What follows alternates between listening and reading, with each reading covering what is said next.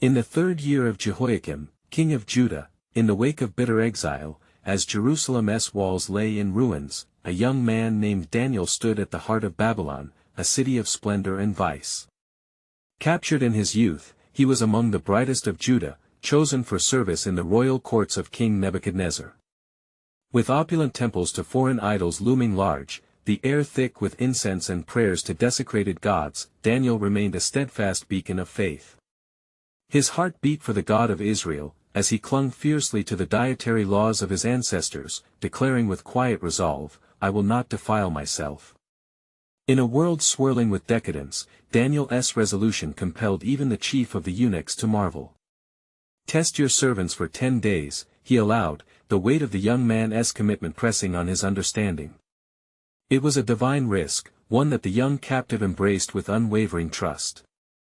After 10 days, as vegetables sustained him, Daniel appeared fairer and healthier than all the young men who partook of the king's delicacies.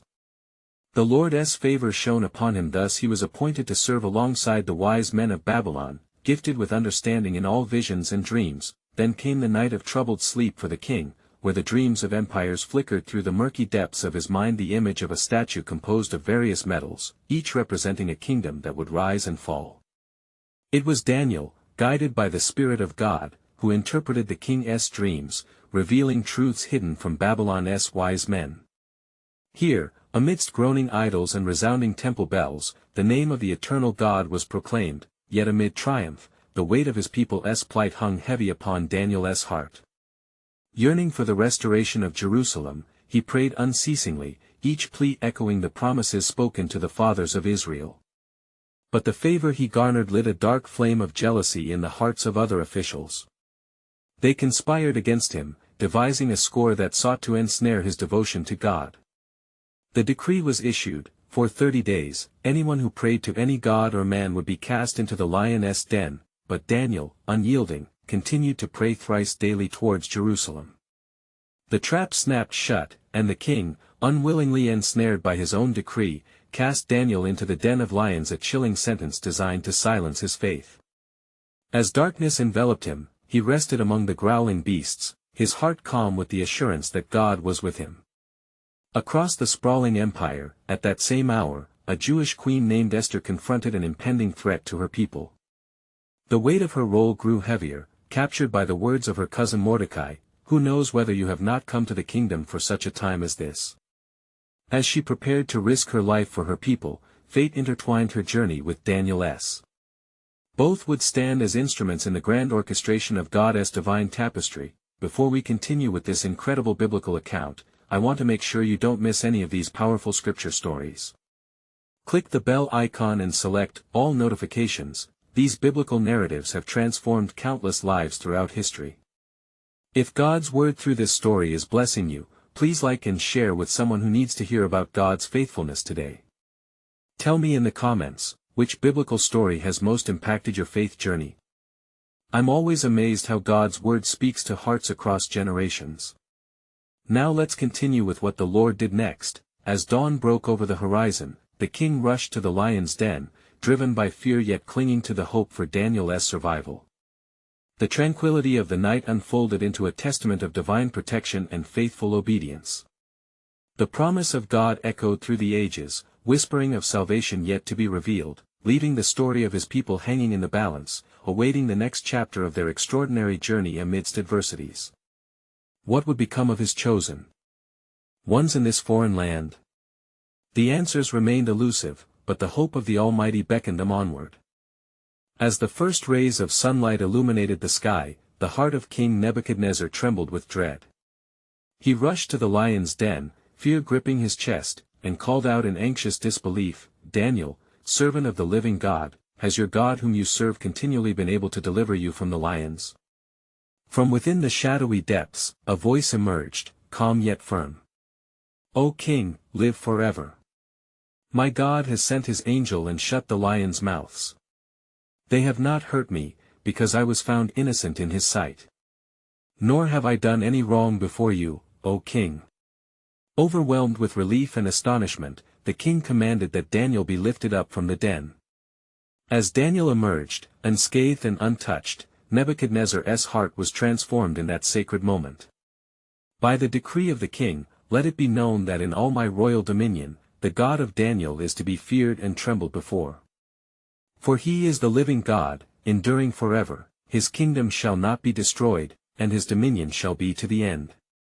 Thus, in the light of divine intervention, a new edict swept through Babylon, as the good news of God's faithfulness resonated across the realm. And with renewed fervor, Daniel continued to excel, for God granted him favor before the king, and he was established even greater in the realm. Meanwhile, in the royal palace, Queen Esther prepared for her perilous plea to her husband, King Ahasuerus, concerning the decree to destroy her people. Mordecai's words echoed in her mind, pushing aside the fear that threatened to consume her. If you keep silent at this time, relief and deliverance will rise for the Jews from another place, but you and your father's house will perish. And who knows whether you have not come to the kingdom for such a time as this? As she dressed in her royal garments, she offered a prayer unto her God, calling for strength and favor. 3 days of fasting fortified her spirit. She steeled herself, knowing the gravity of her task. Approaching the king uninvited, she stepped into the throne room, risking her very life to save her people. Across the expanse of time, God wove the threads of Daniel's steadfast faith and Esther's courageous heart into a magnificent tapestry of redemption. Though their paths did not cross in the unfolding of their respective trials, the sovereignty of the Almighty resided over both narratives, orchestrating providential moments for his people. As Esther extended her invitation for a banquet, her heart beat with hope. The fate of her people hung in the balance. Meanwhile, deep in the confines of Babylon, Daniel sought the Lord, his thoughts heavy with prayers for his homeland. O Lord, hear the cries of your people, he beseeched, poring over the scrolls of the prophets, searching for a sign of hope amidst exiles and despair. The weight of history pushed upon both faithful servants, yet they knew that the hand of God was at work, connecting their destinies in mysterious ways. What awaited them was not mere coincidence but divine design, telling the story of deliverance from tyranny and the reaffirmation of God's promises. As whispers of destiny unfolded in the shadow of oppression, another prophecy loomed on the horizon. A voice is calling, prepare the way of the Lord. These words echoed in the hearts of all God's people, hinting at a greater rescue yet to come. Time marched forward, and with it, the unraveling of the divine plan loomed closer, begging the question, how would God orchestrate the redemption of his people through these faithful servants amidst the perils of foreign lands? As the banquet day approached, the palace was abuzz with the scent of spices and the sound of laughter. Queen Esther stood at the threshold of her royal chambers, her heart caught in a conflict of dread and anticipation. O Lord, she whispered, mend my spirit, for I am but a vessel in your hands. Entrusting her fears to the Almighty, she took a deep breath and walked into the banquet hall, where the king awaited with expectation shimmering upon his brow. As Ahasuerus raised his cup in greeting, he beckoned, what is your wish, Queen Esther? It shall be granted to you, even to the half of my kingdom.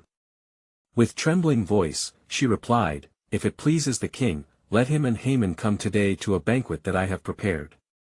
As the banquet unfolded, the realization of her plight consumed her. Still, she remained resolute, fortified by her fast and prayer. The clinking of dishes accompanied unspoken hope as Esther sought the moment to unveil her hidden grief. Meanwhile, in Babylon, Daniel's scrutiny deepened. His heart weighed with visions that clouded his mind like thick mist. O Lord, he prayed, reveal to me the meaning of this perplexing burden. That night, God granted him a dream, one of a great statue with a head of gold, chest and arms of silver, belly and thighs of bronze, legs of iron, and feet partly of iron and partly of clay. Awaking with a start, Daniel understood that this was a revelation of kingdoms to come, earthly powers that would rise and fall. Surely, Lord, all of this is to prepare the hearts of your people, he thought, as he wrote down the vision's interpretation. He saw that the final kingdom, made unbreakable through Jesus, would crush the others and stand eternal, and he could not help but feel a surge of divine hope. Esther, though still nervous, noticed a shift in the king's demeanor as they shared the meal. Ahasuerus leaned in, drawn by her beauty and the earnest spirit beneath her silken robes. Why do you seem troubled, my queen? Your face reflects a heavy heart, he inquired. In that moment, the weight of Esther's purpose pressed against her lips. "If I have found favor in your sight, my king, and if it pleases you, grant me my life and spare my people, for I and my people have been sold to be destroyed, to be killed, and to be annihilated." King Ahasuerus, taken aback, grew pale. Who is he, and where is he, who has dared to do such a thing? Before Esther could respond, the story of Daniel echoed in her mind of the unwavering faith of a servant who defied the king's decree. She felt a stirring within her, a sense of shared purpose across the lands, a recognition that God's providence extended into her own plight. As the revelation sank deep into her heart, Esther raised her gaze to meet the king's. "It is Haman, this wicked man, who seeks to bring ruin upon us." In Babylon, Daniel received troubling reports that the edict of destruction had fallen upon Esther's people, the same people he had prayed for fervently. "Indeed, Lord," he murmured, "let your will be done, even in the darkness of these days." His prophetic dream lingered in his mind, whispering of a rock that would come to fill the earth, symbols of hope bound through the ages. Just as the statue crumbled, so too would the plots against the faithful. In the unfolding of their stories, both Esther and Daniel stood on the brink of a massive turning point, a moment where heaven and earth felt as one. As the future shimmered with uncertainty, the words of prophecy echoed in the hearts of the faithful: "Prepare the way of the Lord." What further mystery lay in the divine tapestry woven across their fates? What revelations awaited their steadfast hearts? The watchful eyes of God were upon them, as in his sovereignty, the day of reckoning drew near.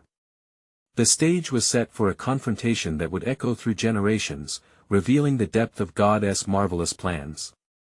A great silence fell over the banquet hall, as if the very breath of creation paused to witness the unfolding drama. King Ahasuerus stared at Esther, his heart racing, the truth of her words piercing his soul.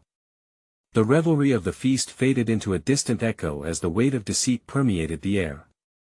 "Bring Haman to me," Ahasuerus commanded, his voice steady yet laced with urgency. The guards moved swiftly, and soon Haman was summoned from his feasting and merrymaking, blind to the fate that awaited him. When Haman entered, a chill ran through his spine. The king's furious gaze and the queen's pained expression signified the gravity of the moment. "Haman," Ahasuerus began, "you are the architect of this wicked decree against the queen's people. How dare you commit such treachery in my kingdom?" Haman's face went pale, his arrogance quickly turning to terror. I sought to rid the kingdom of those who refused to bow. It was for the good of the empire," he stammered, desperately grasping for justification. Esther, unwavering in her resolve, looked toward the king.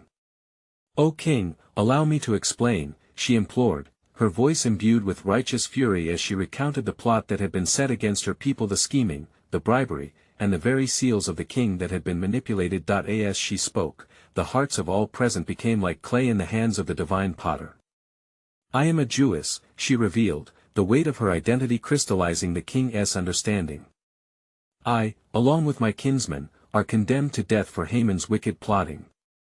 Ahasuerus' face darkened with fury. "What counsel shall I take, O my queen? Tell me how this evil can be stayed. Let there arise a decree to save my people," she cried, "and let justice be executed upon Haman, the enemy of our lives." This bold declaration echoed through the walls of the palace. Haman, knowing that his life hung by a thread, fell upon the queen's feet, pleading for mercy. "Spare me, Esther.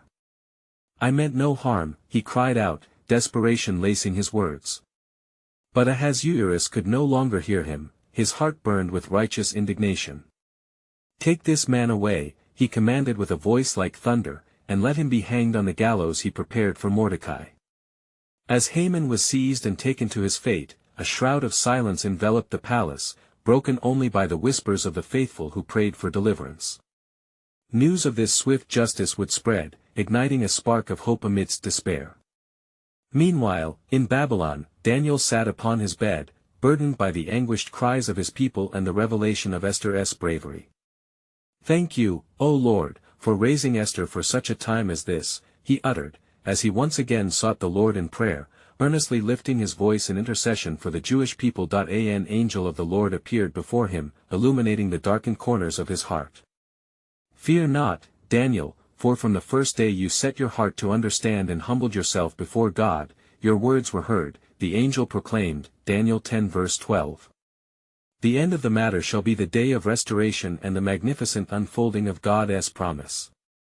In the palace, as the shadows of betrayal faded, Esther rose as a beacon of light, resolute to proclaim the mercy of God upon her people. And in that sacred moment, when sin met divine justice, and despair turned to hope, the air was thick with the promise of redemption. What further wonders would God unfold as the hands of time turned? The unfolding of prophetic history lay before them like a tapestry, each thread entwined in the sovereign will of the Almighty, awaiting the days when the faithful shall see his deliverance in full measure. Thus, the heart of the kingdom trembled, awaiting new revelations of grace and power that only the Lord could manifest through his chosen vessels.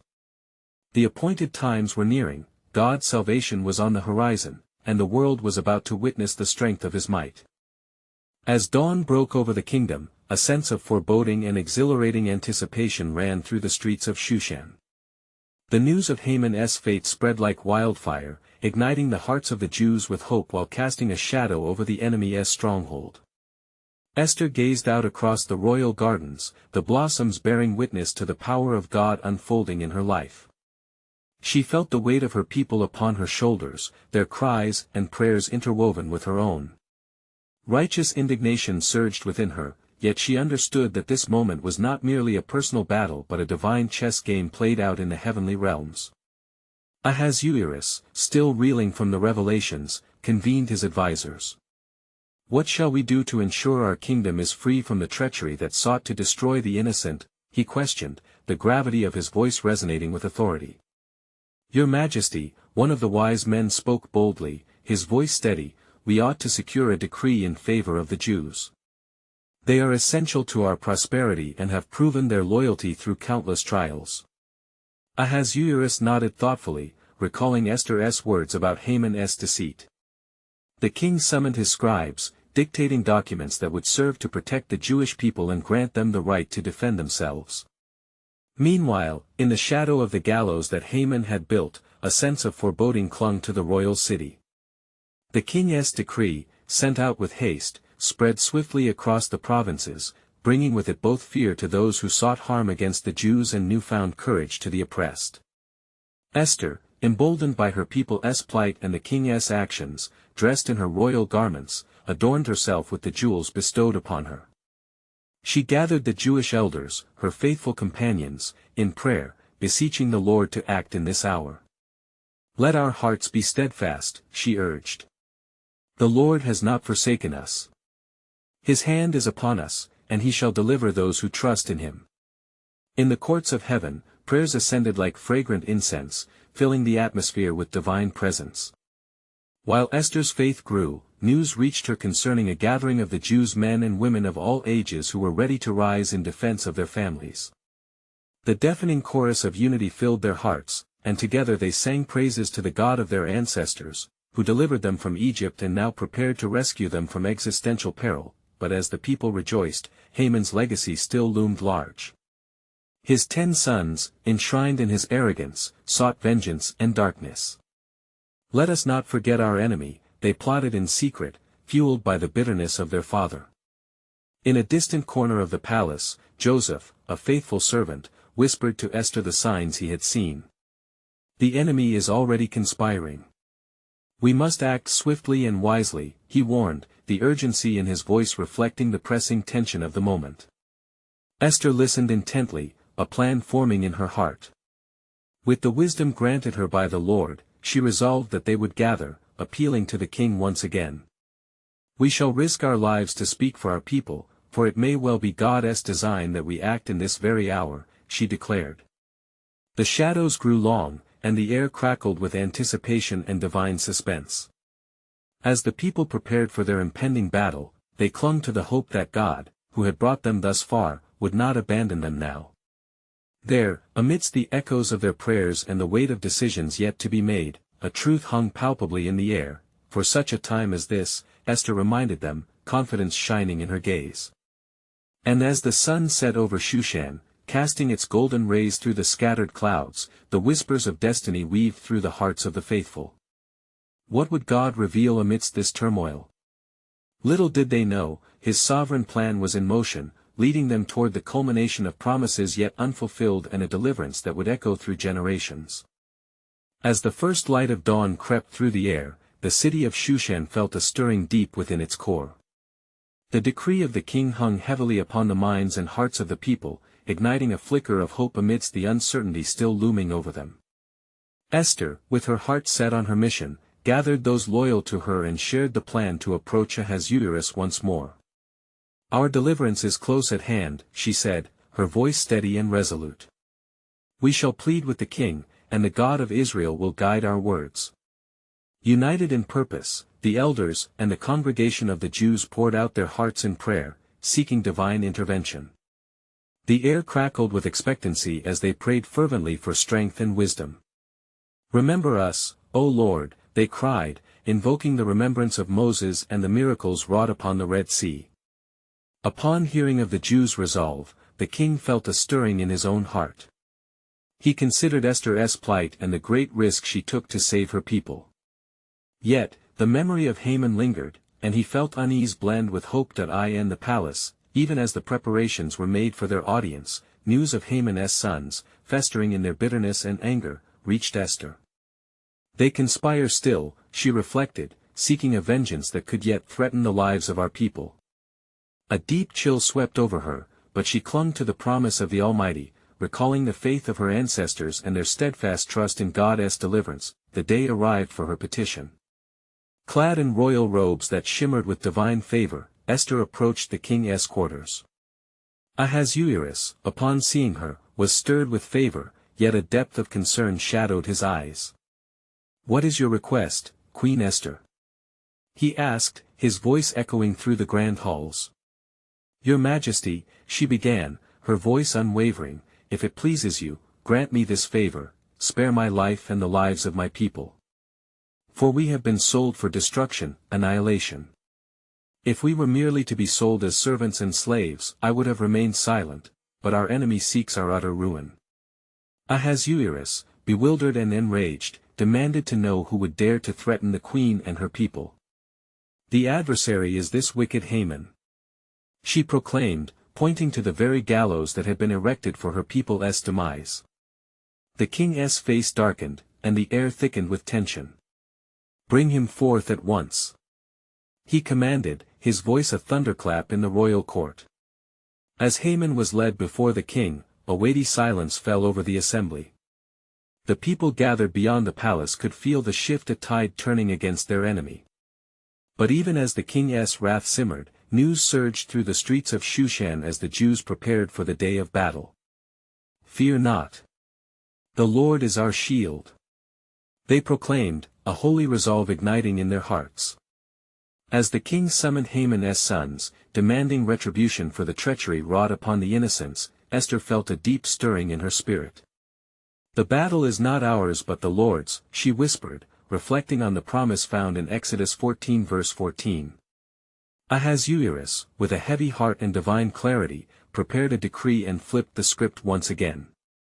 Yet, as the winds of change blew across Shushan and faith intertwined with national identity, an eerie sense filled the air, an awareness that the true battle against darkness had only just begun. For in the heart of the conspiracy, where shadows lay festering, God was orchestrating a deliverance that would reveal not only the power of faith but the depths of his sovereign plan. Amidst the unfolding drama, an untold future loomed, echoing the truth spoken in Proverbs 19 verse 21, "Many are the plans in the mind of a man, but it is the purpose of the Lord that will stand." Little did they know, the course of history was being shaped anew, and the full extent of God's providence was yet to be unveiled. As Haman was led forth, the palace trembled under the weight of his impending doom. Ahasuerus, his face a storm of fury, fixed his gaze upon the wicked man who had conspired against the queen and her people. "You shall face the justice of your treachery," he decreed, each word sharper than a dagger. Around him, the courtiers and attendants shifted, their breaths suspended in anticipation. Haman, grasping at his fading fortunes, glared at Esther, who stood resolute, her heart steady from the source of her strength. "Is it you who have stirred the king against me? You, a mere woman, dare to rise against a man of my stature?" He hissed, but his voice cracked under the weight of the king's wrath. "Speak no more," Ahasuerus thundered, his anger boiling. "Your bloodthirsty spirit has condemned you. You sought the deaths of my beloved queen and her kin, and now you will face the consequences of your sin." Esther's heart soared with hope, knowing that righteousness unmasked the treachery hidden in shadows.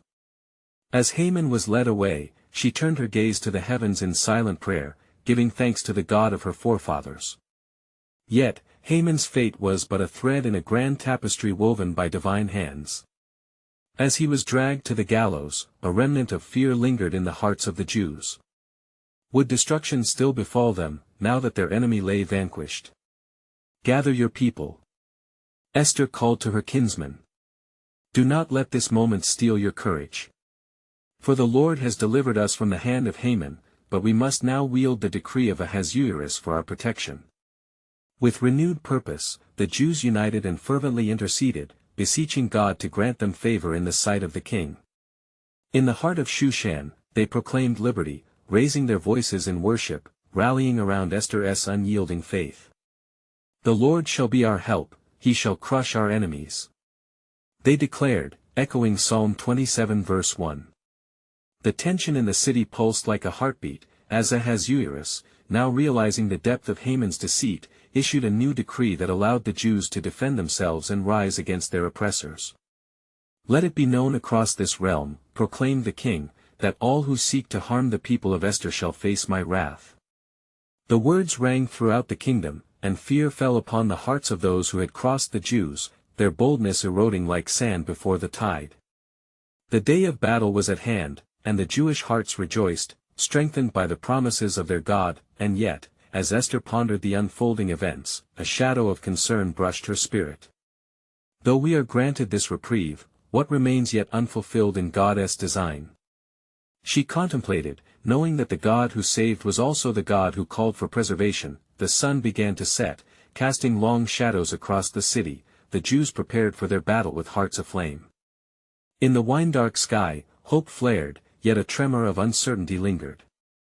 For indeed, shadows dance where light shines bright, and even as deliverance was imminent, the fullness of God's sovereign plan hung upon the horizon. What greater revelation awaited them in the journey ahead? Would they stand firm, emboldened by faith, as new trials loomed just beyond the veil? For it was then, perched between realms of despair and hope, they would discover this truth: the Lord's hand moves in ways unseen, and his purposes shall be unveiled in their appointed time. But what could this reveal? What new chapter awaited in the story woven by the Ancient of Days? As dawn broke over Shushan, a new day of providence dawned along with the rising sun, casting golden rays upon the trembling hearts of the Jews. Esther, filled with a holy boldness, gathered the leaders of her people. "Today is a day of battle," she said, her voice steady yet poignant. "Let us seek the face of our God and declare his promises over us." The assembly of the Jews came together, a multitude bound by faith and an unwavering hope. Each heart echoed with the pledge of their forefathers, the covenant made with the Almighty: "You shall be my people, and I will be your God," Jeremiah 30 verse 22. With that divine assurance resonating in their souls, they turned toward the heavens in fervent prayer, eyes lifted and spirits united. Esther, feeling the immense weight of her role, sought the Lord for wisdom. The Holy Spirit stirred within her, inspiring the words of Nehemiah, reminding her that the joy of the Lord is your strength, Nehemiah 8 verse 10. "Do not fear, for he has not abandoned us," she proclaimed to her people.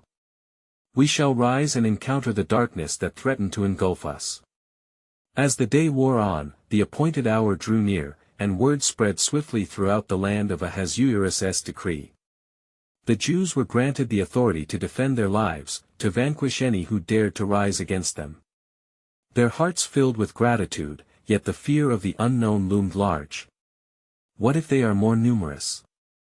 A voice cried out in the crowd. What if we falter? Esther, sensing their doubt, lifted her hands in reassurance: "Fear not, for our God fights for us.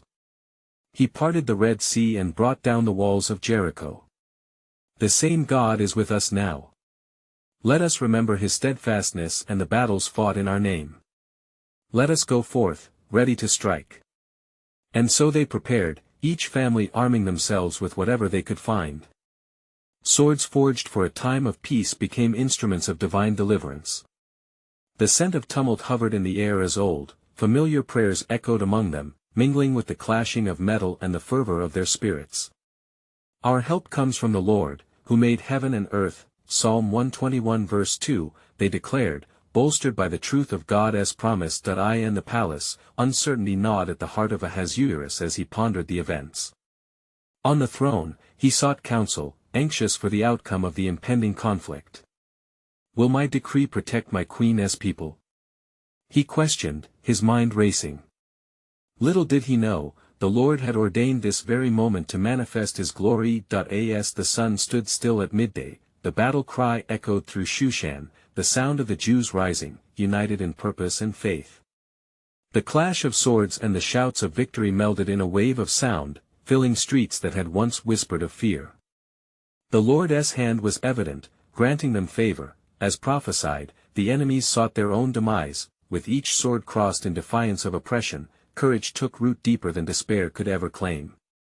Jewel-like glimmers of faith surfaced within the hearts of those who watched, affirming the truth that God works for the good of those who love him. Romans 8 verse 28. As night descended upon the battlefield, the air thick with victory and trepidation alike, a knockout blow awaited. For even in triumph, Esther wrestled within, the shadows remained. What lies ahead? Can the darkness be fully extinguished? What remains in God's divine tapestry? In that solemn moment, a revelation pierced the air, whispering through the stars, awaiting the faithful. For I know the plans I have for you, declares the Lord, plans to prosper you and not to harm you, plans to give you hope and a future. Jeremiah 29 verse 11. Yet what hope lay concealed? What revelation was yet to break forth in this unfolding divine drama?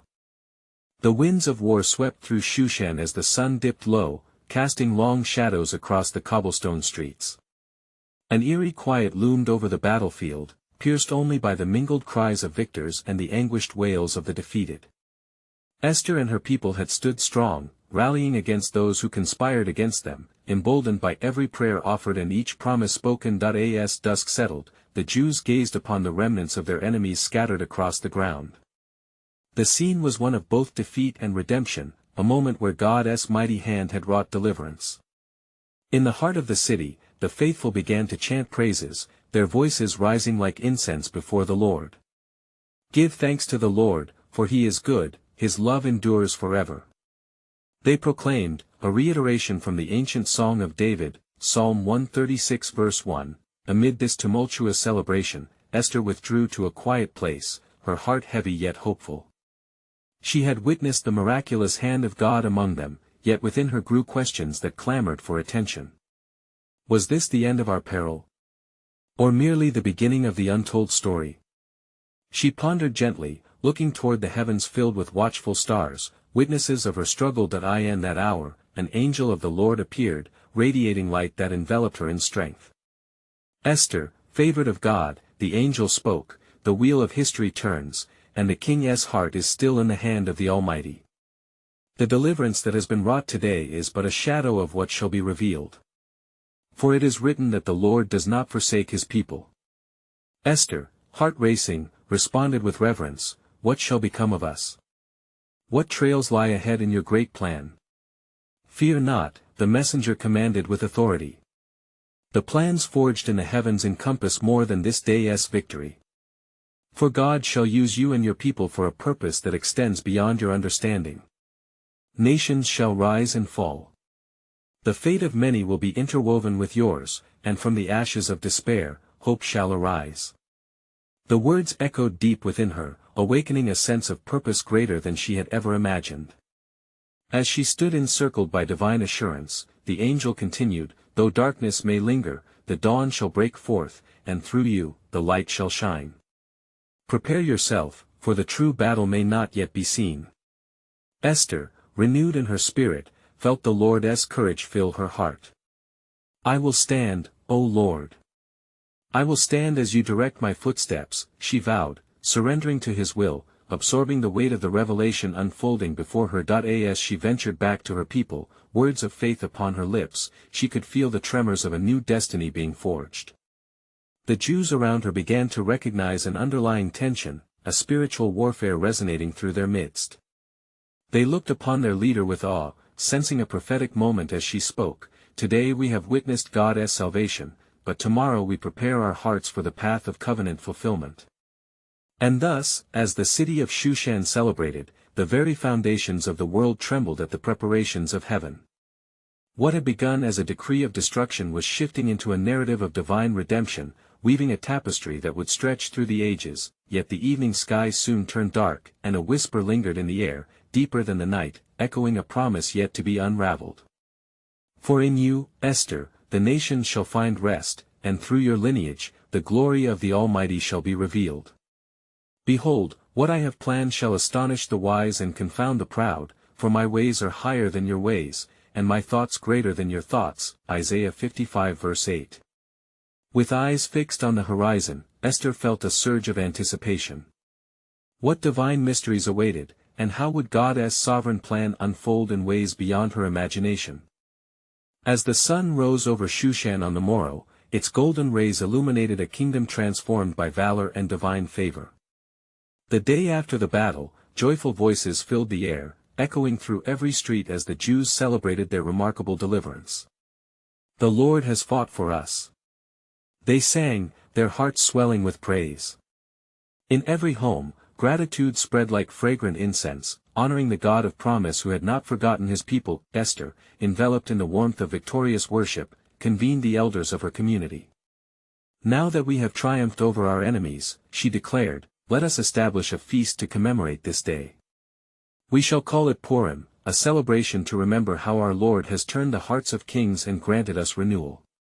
So the festival was established, a day of feasting and gladness, a reminder for generations to come of the deliverance wrought by faithful hearts. In the palace, King Ahasuerus pondered the events of the days preceding this joyful moment.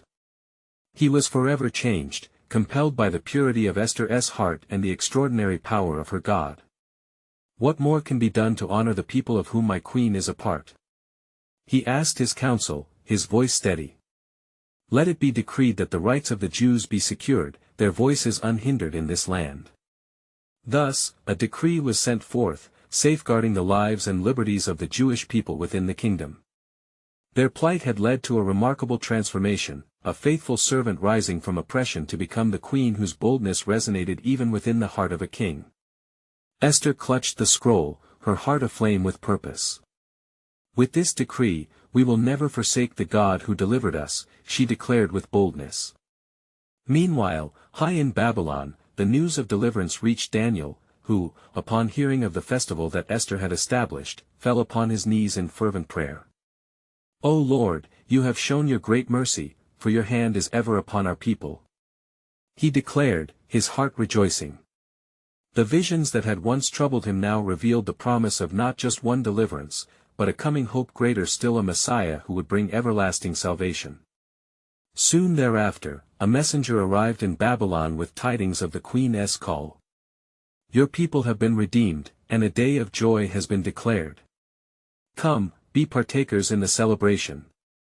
Daniel's heart swelled as he imagined the faces of his brethren casting their cares upon the Almighty. In due course, as the year turned, Daniel made the journey to Shushan, a regathering of the faithful and an opportunity to commune with his fellow believers. The celebration commenced with vibrant songs that filled the atmosphere with joy, weaving a tapestry of gratitude bound by generations of hope. Each year, we shall remember how the Lord delivered us from the wicked. Esther spoke passionately to the gathered multitude, her eyes glistening with tears of joy. Let our children and our children's children know the lengths to which God went to save his people. For this is a testament to his unfailing love and sovereignty. The festivities that danced upon the lips of the people reverberated through the streets, filling every heart with an unwavering conviction that God was indeed faithful. Esther, as queen, lit candles of remembrance, ensuring that every flickering flame signified hope, trust, and the promise of their loving God who had championed their cause against evil. Whispers of redemption and dreams of the future traveled far beyond the walls of Shushan, for soon, the remnants of this victory would be part of a greater narrative binding their faith to every generation. The festival was a testament that God's providence extends even into the struggles of life, fostering a connection across time to the living God who reinvigorates purpose, and so it was that the story of Esther and Daniel became woven into the fabric of Jewish history, carried forth to future generations. With each recounting of their stories, the faithful knew they walked in the footsteps of giants who had boldly trusted in God's divine orchestration. Thus, the mighty hand of God worked through his chosen vessels, as the hearts of the people rejoiced in the astonishing revelation that hope was indeed their companion. As they gathered each year, their voices lifted in one accord, "For now, we know that our God redeems and restores, delivering souls from the hand of darkness into the marvelous light." As the dust settled upon the present, the forward gaze was filled with the unfathomable depths of God's glory, a glory waiting to be revealed in even greater ways to a world hungering for his truth. The eternal purposes of the Almighty, the unwritten chapters of the covenant promise, lay ahead, and through the eyes of faith, they anticipated the dawn of everlasting hope that only he could provide. That in these truths, the festival of Purim came to symbolize not just a singular victory, but a continuation of God's promises, all part of the sovereign plan unfolding upon the earth. The faithful crossing boundaries toward a future where love, faith, and redemption reign supreme. As you reflect on the miraculous journey of Esther and Daniel, ask yourself how God may be weaving your own story into his divine narrative. Subscribe immediately to the channel to not miss the next powerful biblical stories that inspire faith. Leave a like now to help spread God's word through the algorithm, and share with 5 friends who need to hear this message of truth. Don't wait even one more second to comment your reflections and how this story has impacted your faith. Your voice matters in this community of believers. Together, let us declare that God's plans will prevail and his love is everlasting.